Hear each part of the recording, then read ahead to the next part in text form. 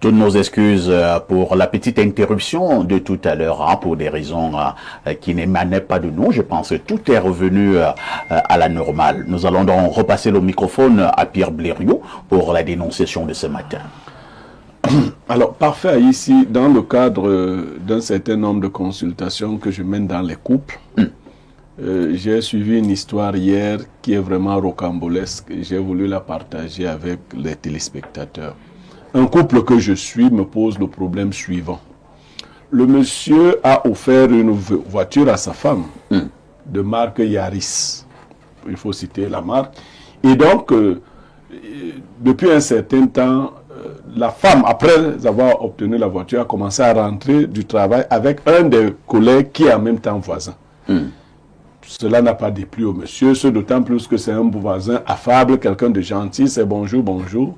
Mais depuis un certain temps, quand il rentre, c'est le monsieur là qui est au volant. Le voisin? Le voisin qui est au volant. Il vient, il dépose la dame à son entrée et il descend. Et le matin, quand ils vont au travail, le monsieur prend également le volant.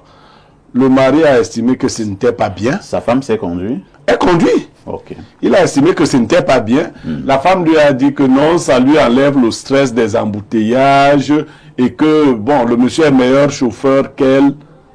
Donc, le couple n'en fait pas encore un problème grave. Mais ils me l'ont posé hier. Moi, j'ai ma perception de ce genre de choses. Donc, moi, bon, on en a discuté. Eux, ils semblent calmes. Ils n'ont pas dit de dénoncer. Et pourquoi tu viens d'en dénoncer? Non, moi, je trouve ça... Bon, je voudrais que chacun... Tu n'es pas sérieux, vous avez eu une clause. Non, on n'a pas eu la clause que je ne dénonce pas. Mais ils n'ont pas posé ça comme dénonciation. Ah, d'accord. D'accord. Moi, j'estime que il y a matière à dénoncer. Tous les matins, tu prends ma femme, c'est toi qui prends le volant. Alors, est-ce qu'ils travaillent au même endroit? Ils travaillent dans la même structure. Ah, d'accord. Ils travaillent dans la même structure. Bon, le monsieur s'est rendu compte que ça lui évitait le paiement le taxi. de taxi et autres. Mais il y a quelque chose. On a compris. Voilà, de pas correct. Que moi, je dénonce. Je vais d'abord passer la parole à Ibrahim. Oh, Ibrahim, le monsieur... Qui a posé le problème quand même? C'est le monsieur? Oui, lors de la consultation, le monsieur m'a dit que bon... J'ai quand même un petit souci là. Oui, il me dit que bon, il me demandait comment je vois ça. Je vais dire ce que je leur ai dit. C'est vrai que certaines personnes, eux-mêmes voient. Mais ils veulent que ce sont les autres qui disent. Bon, Ibrahim, votre réaction? Parfait, ici, ce que j'ai appris dans le temps, c'est que le temps passé ensemble crée des sentiments. Ah bon? Le fait de s'approcher d'une personne avec une certaine proximité de façon continue et répétitive, ça crée des sentiments. Personnellement, moi, c'est pas mon chauffeur. Si ce monsieur était le chauffeur de l'entreprise, de ma maison, et qu'il conduisait ma femme au travail, il n'y avait pas de souci. Mais c'est pas mon chauffeur, je ne le paye pas pour ça. Et du coup, lui, il passe plus de temps avec ma femme. Parce qu'il passe du temps avec ma femme pour arriver au travail. Il passe du temps avec ma femme au travail. Il passe du temps avec ma femme à la maison. C'est un peu trop de temps passé avec ma femme, tu vois. Et donc, si ce monsieur sait que ce garçon est quand même beau, il faudrait qu'il mette un frein rapidement. Comme c'est encore un petit problème. Parce que ça peut devenir un très grave problème. En tout cas, moi, je ne permettrai plus. Je demanderai gentiment à madame de dire à son voisin avec qui s'entendent bien, son collègue de travail, que apparemment ça dérange monsieur. Et comme ça le dérange véritablement, s'il te plaît, ne conduis plus ma voiture. Laisse-moi conduire ma voiture et... Mais il la porte quand même. Non, il ne porte pas. Il prend le taxi et puis il continue. En tout cas, c'est ce que moi je fais. Oui, mais on voulait que tu sois complet. Voilà, donc moi Donc, le monsieur ne conduit plus la voiture de la dame. Ouais. Et la dame ne porte même plus ce monsieur. Ça, c'est bien. Alors, Joseph Zambo, si vous étiez à la place du mari, quelle aura été votre réaction? En réalité, c'est une situation quand même... il est même un bon mari parce qu'il il a en train de prévenir. Bon, s'il prévient même pas, ça peut faire que le fait est fait. Mais au cas où il est dans la situation où il anticipe, c'est quand même un peu osé quand même. Que moi, j'achète la voiture avec mon argent, je l'offre à ma femme. Toi, tu viens mettre tes mains pour conduire. Et toi, tu en bénéficies au quotidien. Je pense que... Au point, c'est toi qui conduis même déjà. C'est problématique. Lui, il a aussi trop d'avantages. Je crois qu'il faut limiter ses avantages. Déjà, c'est d'abord compliqué. Oui, voisin. Qu'il soit beau ou laid, ça n'empêche rien. Ça ne change rien. La beauté n'est même pas sur le Est-ce que les femmes cherchent même beaucoup plus des hommes beaux? Déjà que son mari est suffisamment beau pour lui offrir une voiture. Maintenant, il n'a plus besoin de la beauté. Donc, je crois que gentiment, ça, c'est des choses qu'on n'a même pas besoin de dire à la femme. Une femme consciente doit comprendre qu'elle doit quand même mettre certaines mesures barrières pour sécuriser sa relation. Et le fait qu'elle tolère un certain nombre de choses, volontairement ou involontairement, est un problème pour elle. Ça sous-entend beaucoup de choses après. Il y a la non-satisfaction, il y a peut-être le mari, il y a la solitude peut-être, parce qu'il y a des femmes après qui s'ouvrent à avoir certaines amitiés dans l'optique de combler les manques de la maison. Et moi, je préfère des amitiés de même sexe. Que des Même ça, c'est même ça.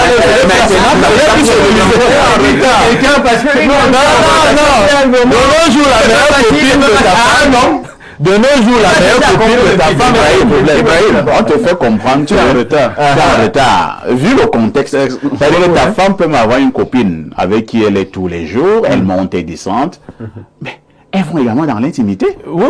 Est-ce que tu le sais? Bon, mais là, la copine peut décider de récupérer le monsieur, ça dépend de lui. Non, il y a deux problèmes avec les histoires de copines et nos femmes là. C'est que soit c'est la copine qui gère ton foyer. C'est-à-dire c'est elle qui décide de ce qu'elle doit faire dans son propre foyer. Parce que tellement elle se confie à cette copine-là que c'est la copine qui dit, tu sais quoi, ne lui donne plus les choses. Comme il te fait ça. Comme Ami dérange, elle rentre aussi en retard. C'est-à-dire, non, je dis, c'est ce qui se passe de nos jours. Des copines qui manipulent les relations de leurs sœurs. Elle n'est pas mariée, la copine. Habituellement, elle n'est pas mariée. Habituellement, elles ont raté leur temps de mariage. Mais bon, je dis c'est compliqué, mais pour ce genre de cas, je dis bien, une femme consciente de ce dans quoi elle s'est engagée ne doit pas se permettre un minimum de choses pour les biens. Parce que la réciprocité serait aussi que l'homme aussi commence à accompagner une femme au travail. Tous les matins. Tous les matins. Et chaque Est-ce que la femme, elle va accepter ça? Voilà. Je pense que la femme va aller bouillir de l'eau.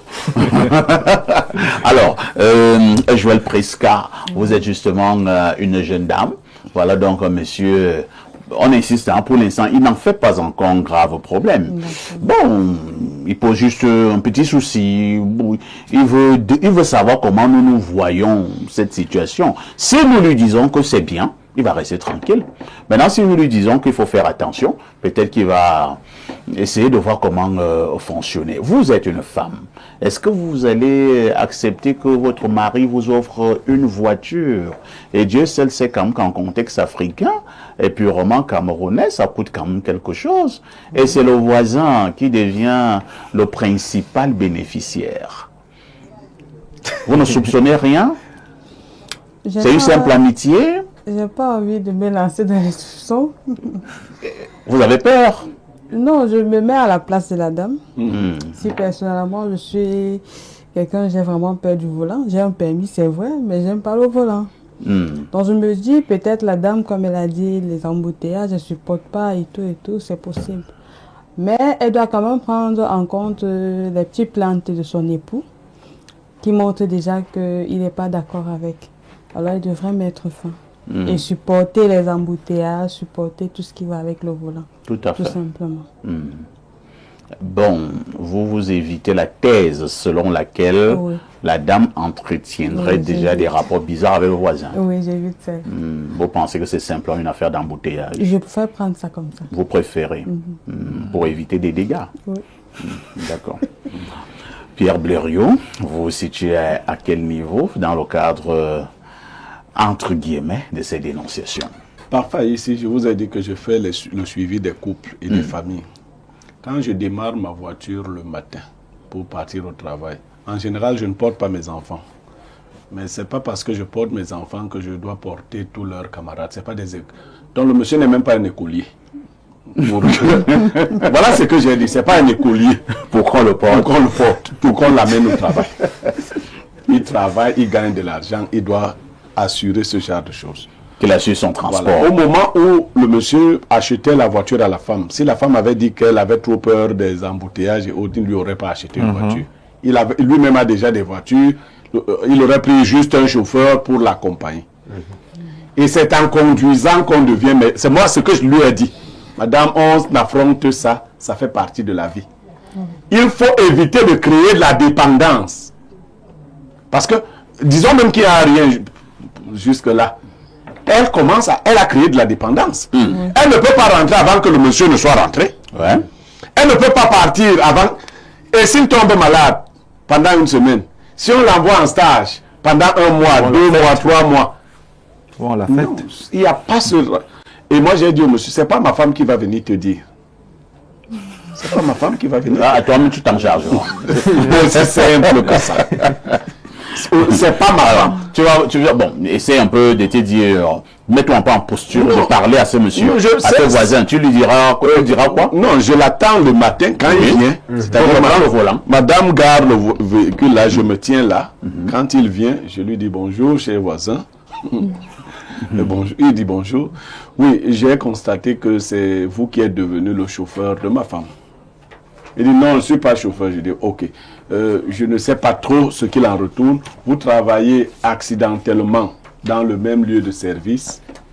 Je ne souhaite pas que vous entreteniez une relation de proximité permanente avec mon épouse. Ni à l'aller, ni au retour. D'accord? Donc, pour ce matin, allez prendre votre taxi. Aussi simple que ça. Aussi simple, allez prendre votre taxi.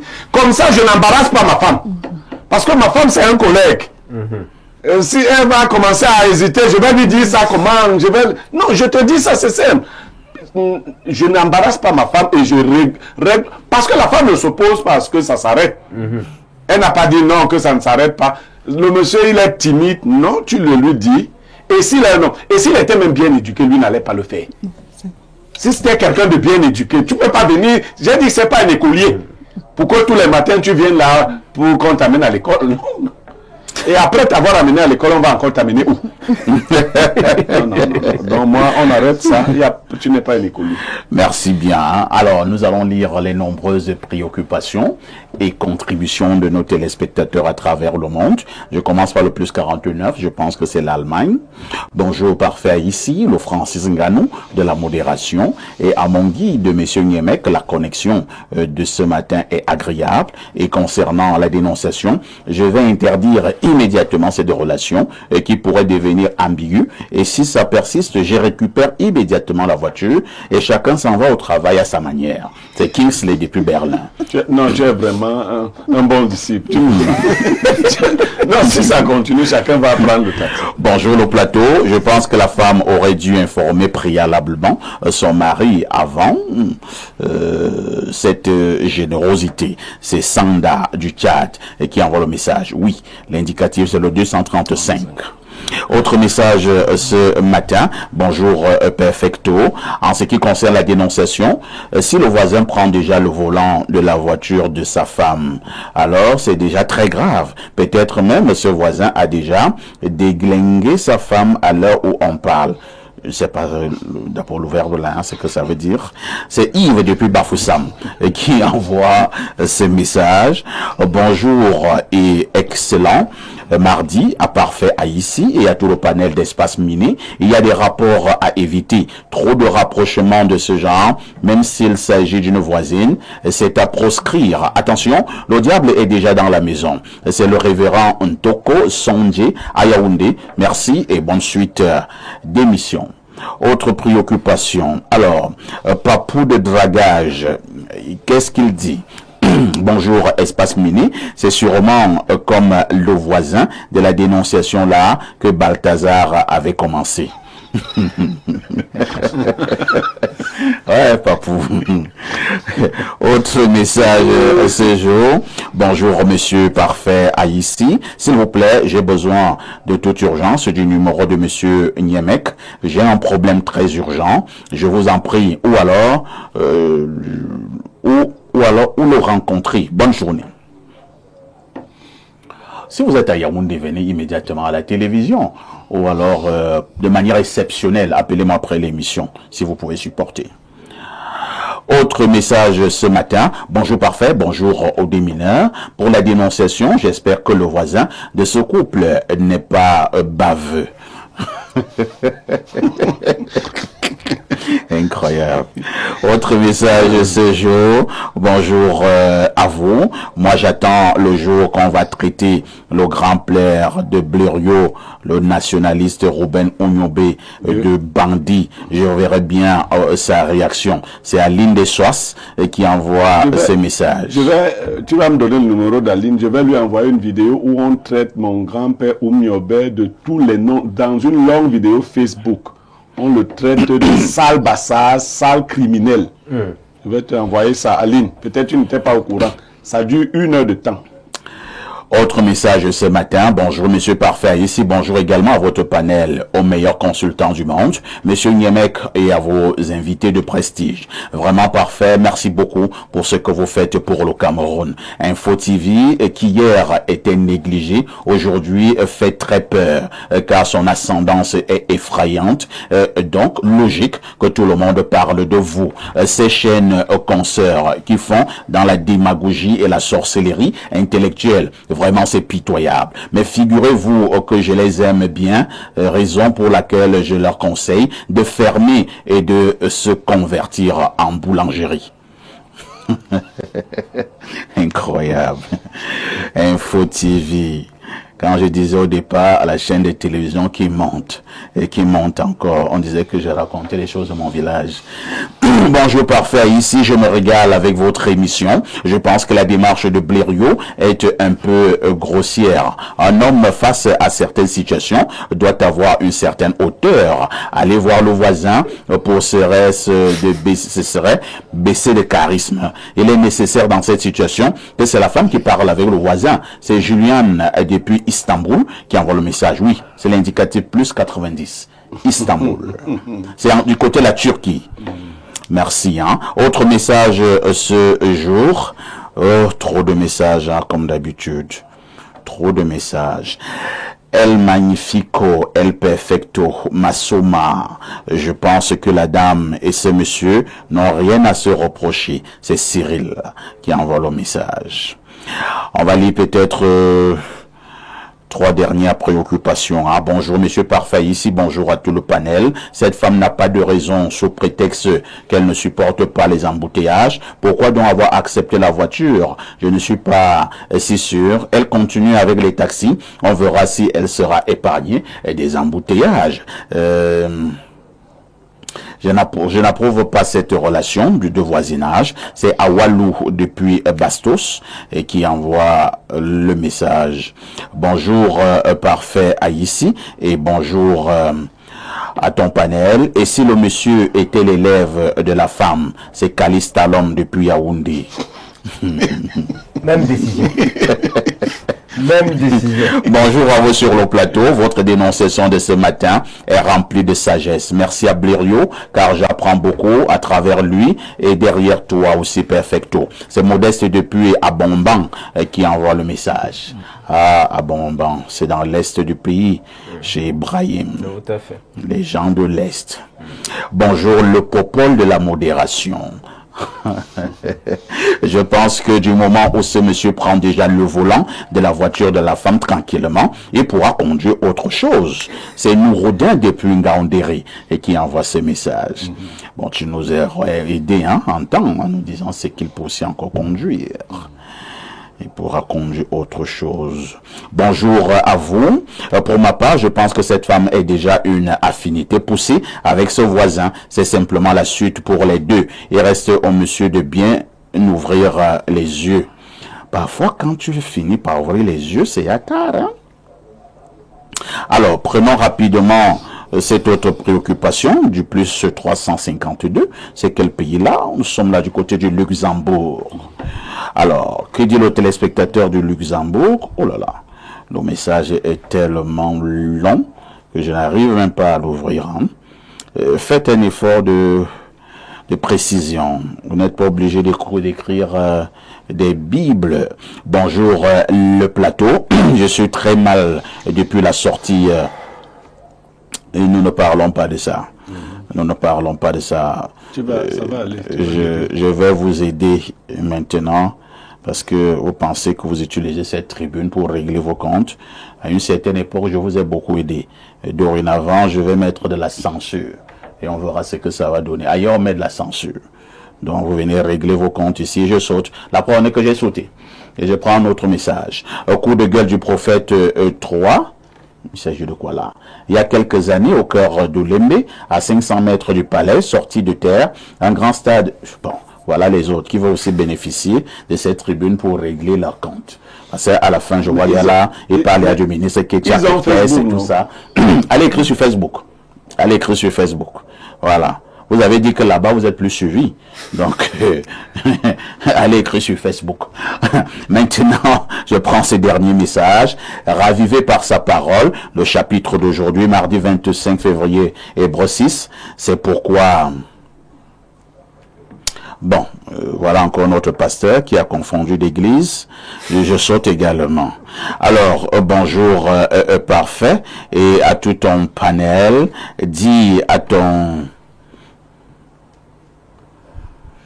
Voilà quelqu'un qui parle du MRC et tout ça, alors que depuis ce matin, nous ne parlons pas du MRC. Je saute. À tout de suite pour la suite.